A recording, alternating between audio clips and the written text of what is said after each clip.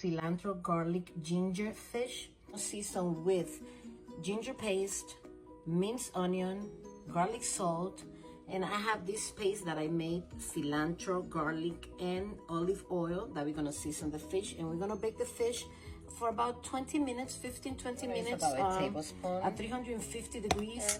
And then after that, we're going to put some peppers, tomatoes, and onions on top of it. Onions, so let's see how it comes out. A little bit of olive oil.